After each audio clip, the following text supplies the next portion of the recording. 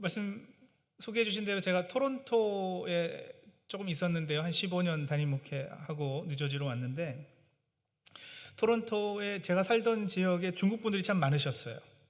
저희 아이들이 다니던 고등학교에 중국계 아이들이 한 80%, 90% 이렇게 됐어요. 백인 아이들은 거의 없었고요. 근데 이제 중국 분들 많이 사시는 동네에 가면 이분들 집 대문 앞에 한자로 복자를 써서 붙여놓는 걸 참 좋아하시는데, 근데 이걸 거꾸로 붙여놓는 거 보셨나요? 중국 분들이 복자를 거꾸로 붙여놓으십니다. 한두 집이 아니라 많이 그려놔서 궁금해서 한 번은 이제 옆집에 물어봤어요. 이걸 왜 바로 안 붙이고, 제가 한자를 잘 모르긴 해도 복자는 알거든요. 근데 이걸 거꾸로 붙여놓으니까 그때 이분이 뭐라 그러냐면, 복이 하늘에서 우리 집으로 쏟아져 내려라, 복 떨어져라, 그런 뜻이라는 거예요. 하여간에 복 좋아하세요. 근데 여러분, 중국 분들도 그렇지만 우리 한국 사람들도 복 받는 것에 있어서는 뒤지지 않습니다. 어렸을 때 밥 먹는데 보니까 이 숟가락에 무슨 무늬가 있어서 나중에 알고 보니까 그것도 복자였고요. 밥상 테두리 둘러서 복자 써 있었고, 한복에도 복자, 뭐 고름에도 다 있고. 그 오복이라고 들어보셨나요? 그 어떤 분은 뭐 이가 아프지 않은 것도 오복 중에 하나라고 그러는데, 그 사실은 아니고요. 제가 찾아보니까 부, 수, 강령, 고정명, 유호독, 이렇게 5가지를 복이라 그래요. 오복. 부는 부자, 돈 많은 것. 수는 오래오래 살아서 천수를 다하는 것. 강령은 건강한 것. 고정명은 죽을 때 편히 고통 없이 죽는 것. 그리고 이제 유호독은 덕을 쌓는 것을 의미합니다. 너그럽게 베푸는 삶을 사는 것. 자, 근데 여러분, 성경에도 정확히 이런 오복은 아니더라도 만사형통하고 복받고 사는 비결을 가르쳐 주는 듯한 구절들이 있습니다. 오늘 저희가 함께 읽은 본문도 그 중에 하나인데, 구약에서, 그 중에서도 특히 신명기에는 이런 공식이 아주 두드러지게 나타나요. 어떤 공식이냐면, 너희가 순종하면, 그러면 복 주겠다.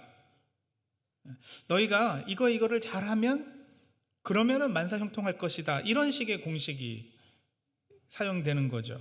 오늘 말씀 읽었지만 다시 보실까요? 신명기 11장 18절에서 20절은요 조건이에요.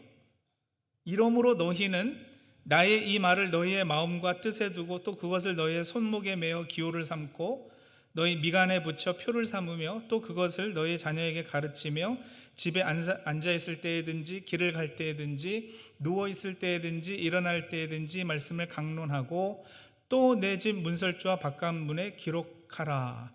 그죠? 이것들 다 잘 해라. 조건이시죠? 그러고는 21절이 어떻게 시작이 됩니까? 그리하면으로 시작이 돼요. 그리하면. 이거 잘하면, 그리하면 하고 21절은 복의 내용이에요. 보세요. 조상들에게 주겠다고 한 땅, 그죠? 그곳에서 장수할 것이고, 이게 이제 복의 내용이에요. 자, 그리고 22절은 다시 너희가 만일 내가 너희에게 명하는 이 모든 명령을 잘 지켜 행하여 너의 하나님 여호와를 사랑하고 그의 모든 도를 행하여 그에게 의지하면, 또 조건이죠. 그죠? 그러면 23절은 그렇게 잘했을 때 약속되는 복의 내용. 여호와께서 모든 나라 백성을 너희 앞에서 다 쫓아내실 것이다. 너희가 너희보다 강대한 나라를 차지할 것이고 너희의 밟는 곳이 다 너희 것이다.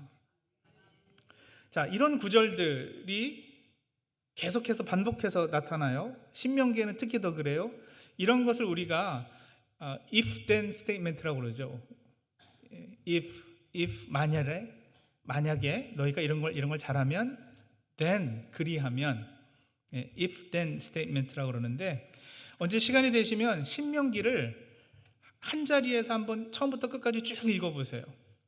모세가 가나안 땅 입성을 눈앞에 두고 있는 이스라엘 백성에게 간절하고도 안타까운 심정으로 마치 어린아이들을 물가에 내어놓은 부모의 마음으로 설교하는 것이 신명기의 내용이에요.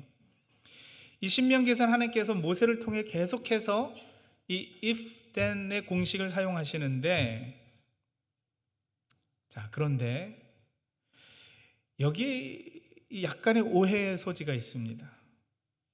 자, 보세요. 너희가 말 잘 듣고 순종하면은 복 받을 것이다. 말 안 듣고 순종하지 않고 불순종하면 벌 받는다. 맞나요?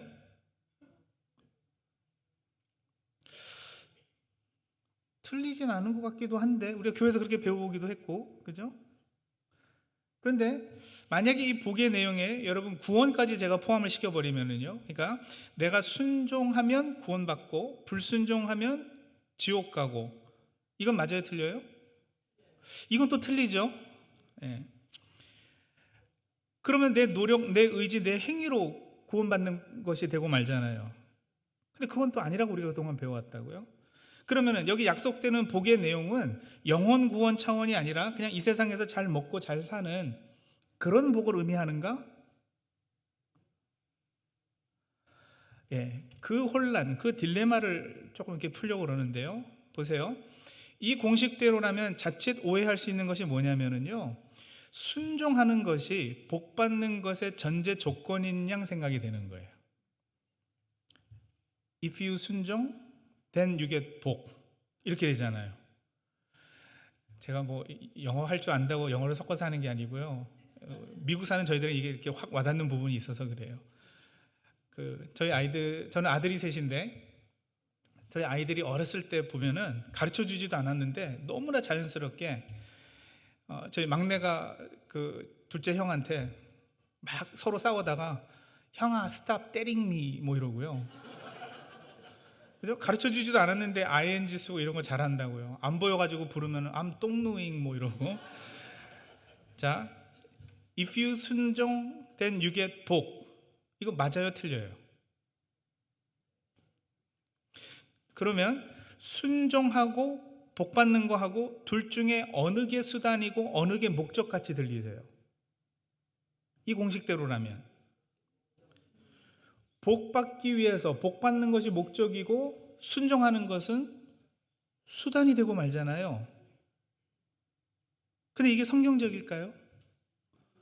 아니 목사님, 신명기에 공식이 나오잖아요. 이렇게 예, 순종이 수단이고요 복 받는 것이 목적이겠네요. 공식이 그렇잖아요 라고 오해하는 것도 무리는 아니겠습니다만, 여러분 아닙니다. 순종한 만큼 복 받고 순종하지 않은 만큼 덜 받고 혹은 순종하지 않은 만큼 벌 받고의 공식은 성경적이 아니에요. 순종하는 삶 그 자체가 복 받은 삶이지, 순종한다고 복받는, 순종이 복받는 것의 전제 조건은 되지 않습니다. 우리가 구원받았고 은혜 받았기에 순종이 드디어 가능해진 것이고요, 예, 순종하는 것은 구원받는 것의 조건일 수가 없습니다. 그게 복음 아니겠어요? 우리의 행위로 우리가 구원을 받는 게 아니고 은혜로 구원받은 사람이 이제는 순종의 행위가 가능해진 거죠. 그리고 또 하나는 문제가 이 복 받는다 했을 때 우리는 상당히 이 세상적인, 물질적이고 세속적인 이 제한적인 의미에서의 복을 먼저 떠올려요. 그래서 순종하면은 복 받는다 했을 때 많은 교인들이 의식적으로 또 무의식적으로 어떻게 생각을 하느냐면, 내가 열심히 기도하고 주일 성수하고 11조하고 하면은 하나님이 나 돈도 잘 벌게 해주실 것이고 오래 살고 병도 안 걸리고 우리 아이들도 좋은 대학 들어가고 그럴 거다라고 생각을 하는 거예요.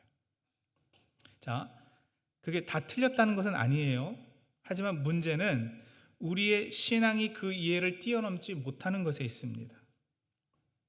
제가 구약을 공부하면서 항상 이 갈등, 이 딜레마가 제 고민거리였어요. 뭐냐면 모세오경에는 적과 꿀이 흐르는 땅, 번성해서 자손이 많아지는 것, 그리고 오래 사는 것, 땅, 자손, 장수, 이 세 가지가 항상 이 복의 내용으로 약속이 돼요.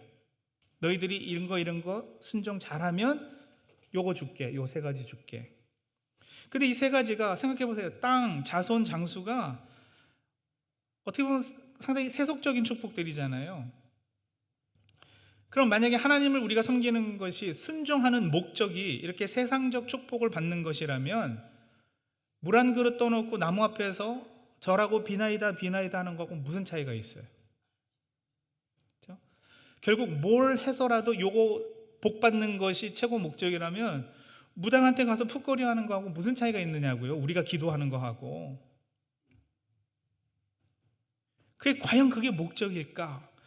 이게 늘 저의 의심거리였어요.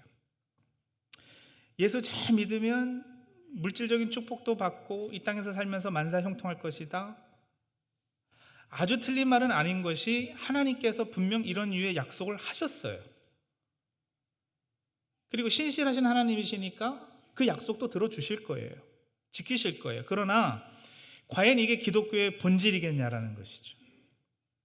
하나님께서 왜 이런 세상적 물질적 복 약속을 하셨는지 그 약속의 본질을 우리가 깨닫지 못하면 그러면 여러분 그때서부터 우리 신앙은 기복신앙으로 흐를 수밖에 없고요. 물 한 그릇 떠놓고 비나이다 하는 수준에서 크게 벗어나지 못할 수밖에 없는 거예요.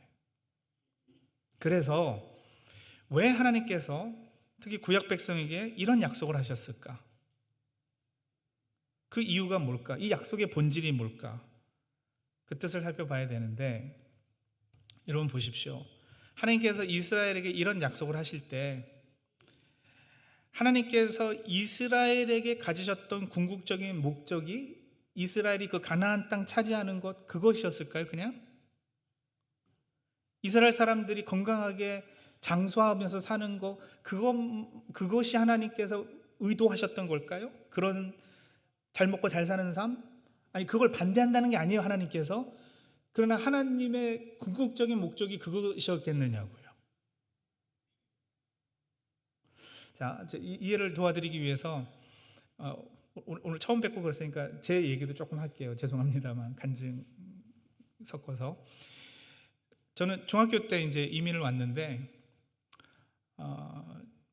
불법 체류자 신분으로 거의 한 15년 살았어요.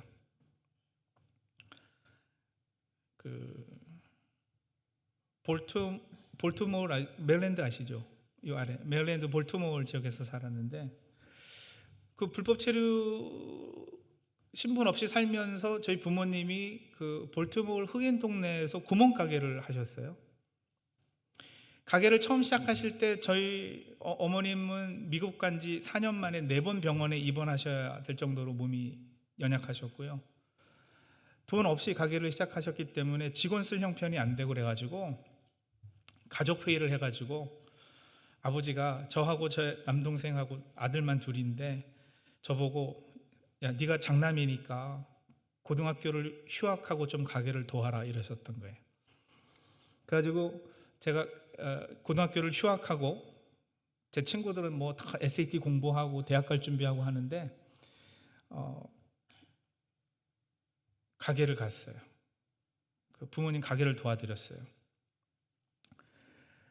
감사하게도 딱 1년 후에 장사가 잘 돼서 다시 학교 돌아가서 이제 대학 갈 수도 있게 됐고 또 그때 대학 못 갈 때 이제 제가 그 지나치던 교회 기도실 들어가 가지고 하나님 저 대학 보내주시면 목사 되겠다고 서원 기도도 하고 이제 그래서 목사 되고 했는데 어쨌든 그렇게 1년을 한참 대학 갈 준비를 할 때 휴학을 했으니까 부모님이 저한테 많이 미안하셨어요. 당연히 그러셨겠죠, 그죠? 그래가지고 뭐라 그러셨느냐면 미안하신 부모님께서 이제 다시 학교로 가게 됐을 때 저한테 너 지금부터라도 공부 열심히 해서 대학 들어가면 차 한 대 사줄게 이렇게 된 거예요. If you 공부 열심, then 차 한 대 이렇게 된 거예요. 그런데 여러분 보세요. 이 공식, 이 약속. 자, 공부 열심히 해서 대학 들어가면 then 차 한 대인데 부모님 입장에서 이 둘 중에 어느 게 수단이고 어느 게 목적일까요?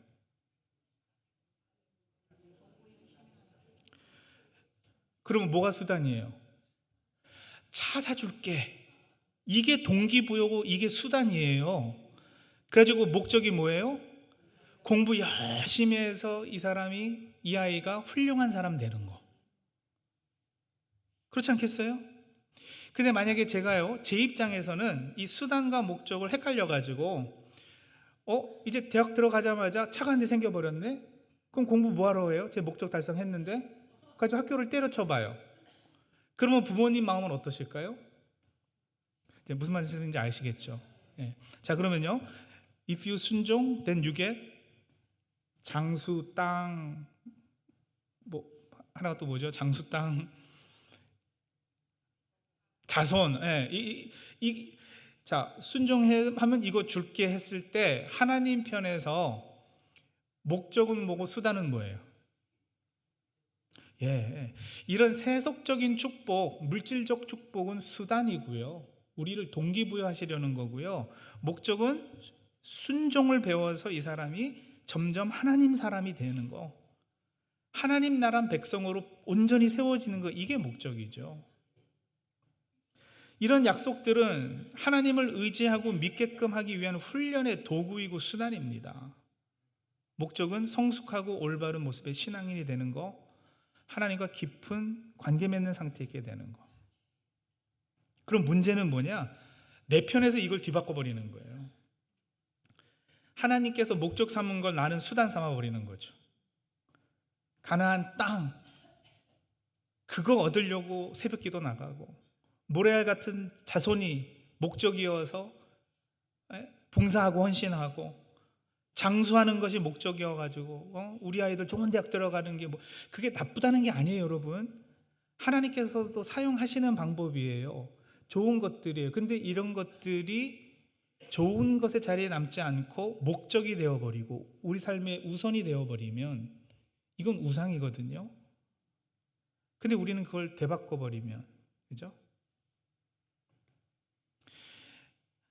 주일 성수하고 금식하고 기도하고 봉사와 헌신을 하면서 하나님께 매달리는 것이 그저 수단이 되어버리고, 그래서 하나님께 얻을 복이 목적이 되어버리면 우리는 하나님께서 목적하신 것과 수단 삼으신 것을 되바꿔버리는 거예요.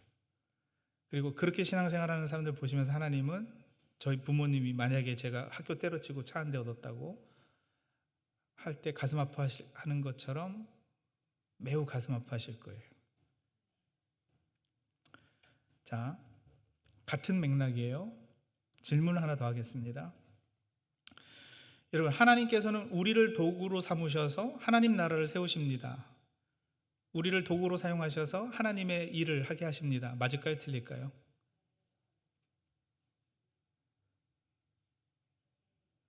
맞아요? 이제 막 이렇게 그냥 대답하기 조금 주저하시. 맞아요? 그러면요, 하나님의 목적은 어떤 하나님 일이 잘 되는 거, 그리고 우리는 그냥 도구예요? 자, 제가 그렇게 물었거든요. 하나님이 우리를 도구로 사용하셔서 하나님의 일을 잘 되게 하신다. 아니면 여러분, 우리가 목적이기 때문에 우리를 세우시려고 하나님께서 이 일 저 일을 맡겨주실까요? 잘 따라오고 계시는 거죠? 예. 여러분, 이게 말장난 같지만 아주 미묘한 차이 가운데 엄청난 교훈이 숨겨 있습니다. 물론 우리를 도구로 사용하신다는 표현, 그 마음의 자세, 그 겸손한 맞죠, 당연히. 예. 그런데 이 지금 수단과 목적의 관점, 오늘 설교 제목이 수단과 목적이에요. 그 관점에서 한번 보자고요. 하나님 나라가 온전히 세워졌을 때 그 나라의 백성이고 왕노릇할 사람이 누굴까요? 우리예요. 저와 여러분이에요. 그러면 우리가 하나님 나라 백성으로 온전히 세워지는 게 하나님께는 우선된 일일까요? 아니면 이 땅에 무슨 어떤 하나님 사역들이 막 불같이 잘 일어나는 거, 잘 되는 것이 우선일까요? 예. 이스라엘을 가나안 땅에 들여보내는 것 자체가 하나님께는 급한 일이었을까요? 아니면 이스라엘이 가나안 땅에 들어가서 하나님 백성답게 살 수 있도록 광야에서 훈련시키는 것이 더 우선된 일이셨을까요? 그렇습니다. 아브라함은 땅을 주시겠다, 자손을 주시겠다, 언약을 받은 사람인데 진짜 그가 죽을 때 약속의 땅 중에 자기 묘지로 쓴 땅만 자기 땅이었어요. 모래알 같은 자손을 주시겠다고 했는데 겨우 100살 가서 이삭 하나 나왔어요. 이스라엘은 가나안 땅, 젖과 꿀이 흐르는 땅으로 보내주겠다고 했는데 무려 몇 년이요? 40년을 광야에서 헤매요. 주시겠다고 그러고 왜 그렇게 뜸을 들이셔요? 능력이 부족하셔서? 아니에요. 우리도 마찬가지죠. 예수 믿으면은 복 받고 만사형통할 줄 알았는데 우리 예전에 그랬거든요. 예수 믿고 복 받으세요. 전도할 때. 근데 왜 예수 믿는데도 삶은 여전히 힘들고 고통스러운 일들이 있을까요? 젖과 꿀이 흐르는 가나안에서 살 줄 알았는데 광야가 웬 말이냐고요. 여러분 왜 그런지 아세요? 하나님께는 내가 목적이기 때문에 그래요. 나를 빚으시려고요. 징계가 없으면 사생아예요. 남의 자식은 안 때려요, 여러분. 내 자식이니까 광야도 보내는 거예요. 그 과정을 통해서 애굽에서 살 때부터 몸에 배었던 노예 근성을 없애주시는 거죠. 광야 생활 40년 동안 만나를 내리셔서 하나님이 주시는 양식으로 먹고 사는 훈련을 받게 해주시는 거죠. 구름 기둥, 소금 기둥으로 구름 기둥, 불 기둥으로 하나님의 인도함을 받는 삶을, 자, 이게 그냥 앉아서 들으면 뭐가 틀렸는지도 모르시는데 알아들으셨어요. 소금 기둥이 왜 나왔는지 모르겠는데 구름 기둥, 불 기둥으로 하나님의 인도하는 삶을 살도록 해주는 그 훈련 받는 자리가 광야의 자리예요. 광야는 황폐하고 먹을 거 없고 힘들죠. 그래서 하나님만 바라보게 되는 자리. 그렇게 이스라엘은 하나님의 온전한 백성으로 세워지게 되는 거예요. 가나안 땅 안 들여보내시는 게 아니고요. 그것 자체가 그렇게 급한 일이 아닌 거예요, 하나님께는요.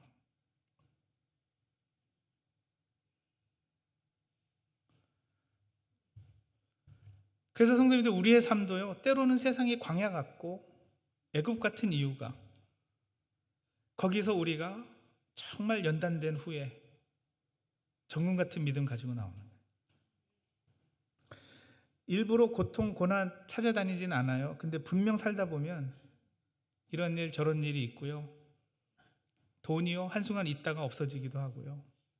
건강, 제가 100% 이루어질 예언 하나 해드릴까요?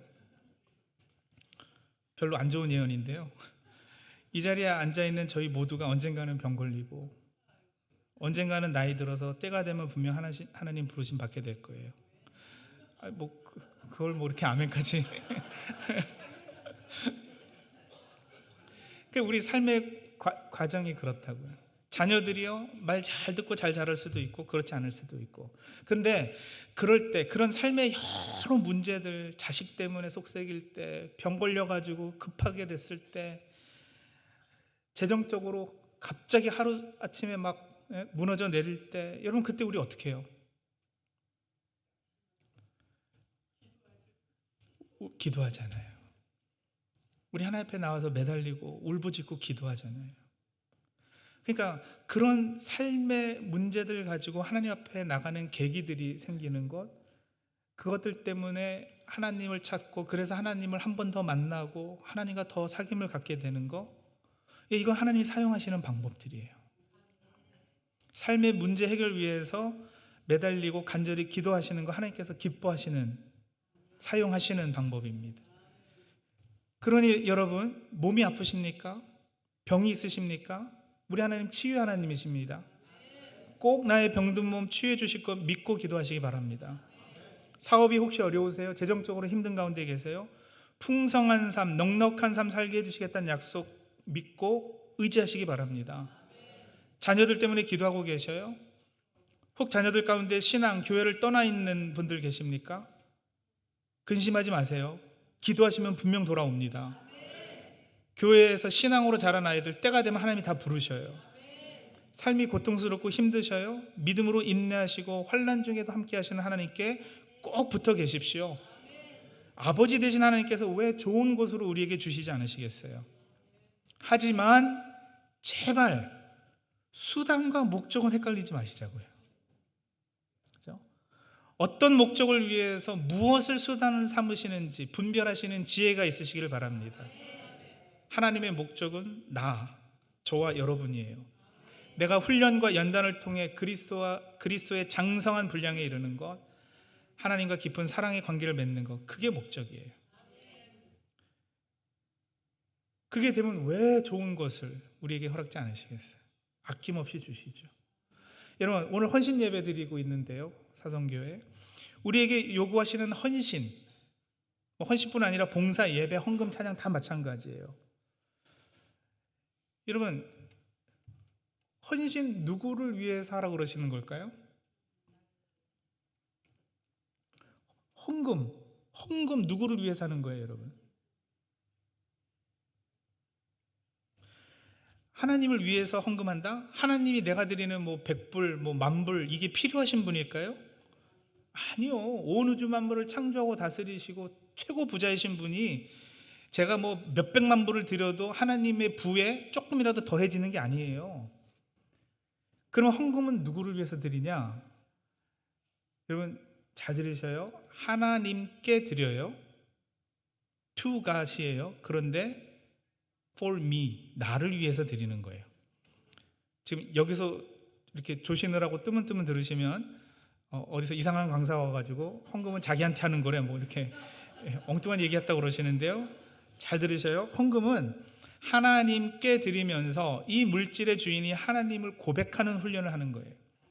내가 가진 모든 것이 다 선물로 주어진 것을 깨닫고 감사하는 훈련을 하는 것이고요. 드리면서 탐욕이 깨지고 내가 돈 의지하고 돈에 목숨 걸고 사는 존재가 아니라 하나님의 은혜로 사는 존재임을 고백해 되는 나를 세우시려고 헌금 자꾸 하라 그러시는 거예요. C.S. 루이스라는 사람 들어보셨나요? 나니아 연대기에 쓰신 이분이 쓴 그 순전한 기독교라는 책에 나온 이야기인데요. 꼬마 아이가 아빠한테 가가지고 6펜스 달라고 그런, 영국인이 6불이라고 그럴게요. 6불 달라고 그런 거예요. 왜 그러니까 아버지 생일 선물 사드리려고 그랬어요. 그러면은요, 아버지가 지갑에서 아들한테 6불을 줘서 아들이 6불어치 생일 선물을 사가지고 와서 아버지가 그걸 받으면 아버지가 6불 더 부자 되셨어요? 아니죠. 그래서 그 표현이 sixpence none the richer이거든요. sixpence 더 부자 되지 않으셨다. 이 이름을 딴 기독교 그 찬송 그룹도 있는데 6불 더 부자 되지 않았지만 여러분, 내가 아이한테 돈 줘서 선물 사왔지만 그 선물을 사서 아빠한테 갖다 주는 그 마음이 얼마나 기특하고, 자식 키우는 기쁨 중에 그런 기쁨이 또 있겠어요? 그게 헌금이라고요. 찬양은요? 찬양은 누구를 위해 해요? 나를 위해서 하는 거죠. 하나님께 찬양해요. 근데 나를 위해서 하는 거예요. 찬양은 프레이즈잖아요. 칭찬이에요. 우리 하나님께서 내가 막 칭찬해 드려야 막 이렇게 에고가 채워지고 으쓱해지시는 그런 분이실까요? 아니죠. 내가 인정해도 칭찬해도 그러지 않아도 하나님은 여전히 위대하고 높으시고 선하신 분이세요. 그럼 왜 찬양하냐? 일단 하나님의 어미로우심 앞에 자연스럽게 터져 나오는 것이 찬양이고, 나를 은혜로 대해주신 것에 대한 반응이 찬양이고, 찬양하면서 나보다 위에 계시는 높은 분이시라는 것을 확인하고 그렇게 나 스스로 하나님 자리에 앉으려 했던 자아를 죽이는 작업하는 것이 찬양이에요. 그러니까 하나님은 하나님이시고 나는 하나님이 아니다, 이걸 표현해내는 게 하나님. 그래서 손들잖아요. 우리가 하나님 높여드린다고. 그거 하는 나 되라고 찬양하라 하시는 거예요. 예배, 봉사, 헌신이 다 나를 위해서예요. 이기적인 나 혼자 잘 먹고 잘 사는 나가 아니라 온전한 하나님의 사람으로 빚어지는 나를 세우시려고요.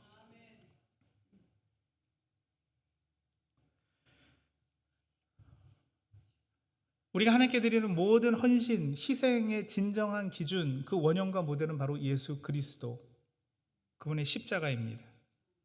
예수 그리스도께서 십자가에 달리신 것이 가장 완벽한 제사고, 우리의 헌금도 봉사도 헌신도 그래서 다 구약의 제사에서 유래된 것이에요. 십자가를 깊이 묵상할 때 우리는 참된 헌신에는, 참된 희생에는 반드시 두 가지 상반된 감정이 공존한다라는 것을 발견해요. 그러니까 여러분, 앞으로 우리가 헌금할 때, 우리가 헌신할 때, 우리 헌신 예배 하시는 분들 꼭 오늘 이 작정 하셔야 되는데, 헌신할 때 이 두 가지 상반되어 보이는 감정이 공존하고 한 자리에서 만나고 있는가? 그거 따지셔야지 돼요. 자, 무슨 얘기냐면요. 여러분, 예수님이 십자가에서 달리셨을 때 아프셨을까요? 안 아프셨을까요? 예, 되게 아프셨어요. 그죠? 육신의 고통은 물론이고 사람들한테 버림받는, 하나님에게도 버림받은 느낌이어서 엘리 엘리 라바 사막다니 울부짖으셨어요. 그 아픔, 그 고통은 우리가 상상할 수 없는 거예요. 그런데 동시에 우리 예수님 십자가에 달리셨을 때 기쁘셨을까요? 안 기쁘셨을까요?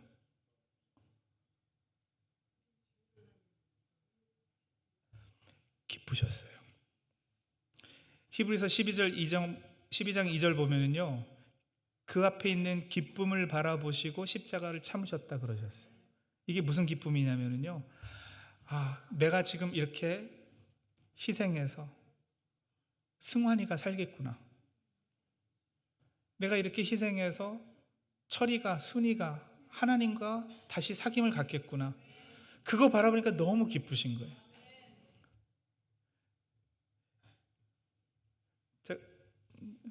조금 예화가 이상하긴 해도 좀 잠깐 들어봐 주세요.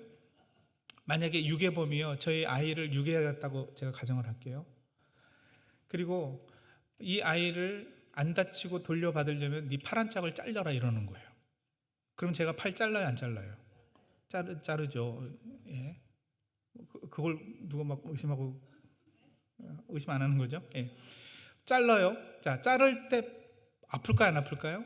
예, 되게 아파요. 근데 내가 이 팔 하나 희생해서, 이거 하나 헌신해서 내 아들이 살아 돌아오면 기뻐요, 안 기뻐요? 기뻐요. 예. 그래서 여러분, 십자가는 이 되게 아픈데 엄청 기쁨, 이 두 가지 감정이 딱 만나는 자리였어요. 여러분의 헌신이 그러셔야지 돼요. 아프기만 하면 그거는 헌신 아니에요. 그거는 혹 자기 의를 위한 것이든지 인정을 위해서라든지 뭔가 잘못된 거예요. 근데 또 내가 그냥 시간 있을 때 아무 때나 뭐 하고 싶으면 하고 말고 싶으면 말고 자기 마음대로 하는 그런 건 뭐 얼마든지 기쁨으로 할 수 있죠. 근데 기쁨만 있는 것도 올바른 헌신 아니에요. 헌금도 그렇습니다, 여러분. 아픔이 있어야지 돼요. 헌금에는 되게 아파야지 돼요. 제가 저희들 어렸을 때 아이들에게 헌금 가르칠 때 그랬어요. 모아놓고, 아빠는 헌금은 제사, 제물을 바치는 거기 때문에 죽어야지 되는 부분이 있다. 희생해야지 되는 부분이 있다. 엄청 아파야 된다. 그래가지고 우리가 몇 번 외식 먹을 수 있는 거 몇 번으로 줄여야지 되고, 너희들 지금 레슨 받는 거 바이올린도 받고 토론토 했을 때는 아이스하키도 배워야지 되고 배울 게 많아요. 근데 이 레슨 받는 것 중에서 몇 개는 못 받는다. 그렇게 끊어내고 아프고 손해보는 부분이 있어야, 아파야 이게 헌금이다. 그런데 너희가 그것을 기쁨으로 하겠다 그러면 하자. 아프기만 하다 그러면 못하지.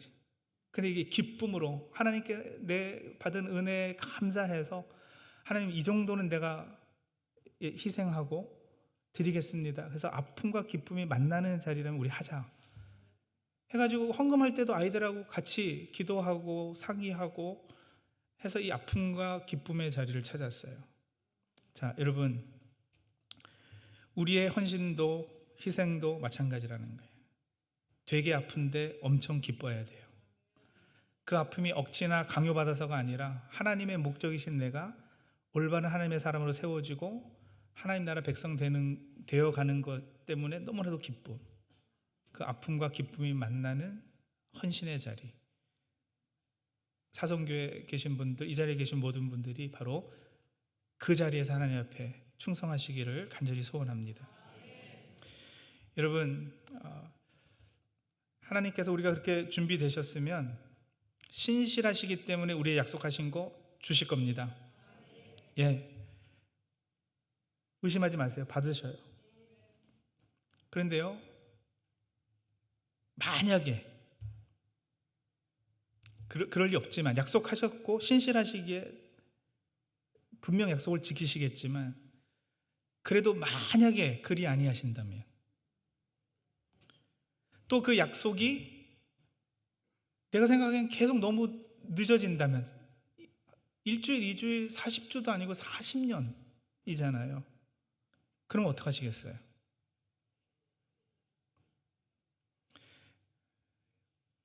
네, 이제 오늘 설교 들으셨으니까 그래도 괜찮으셔요. 왜냐하면 이제 그 정도 수준의 신앙이면 하나님의 목적이 나인 것처럼 이제 나의 목적 역시 하나님이기 때문에 하나님 한 분만으로 족하다는 고백을 하실 수 있기 때문에 그렇습니다. 오래전 하박국 선지자의 고백이 그래서 오늘 저와 우리 뉴욕 장로교회 성도님들의 고백이 되기를 소원합니다. 비록 무화과 나무가 무성하지 못하며 포도나무에 열매가 없으며 감람나무에 소출이 없으며 밭에 먹을 것이 없으며 우리의 양이 없으며 외양간에 소가 없을지라도 그렇지 않을 거라고요. 그럴 리 없어요.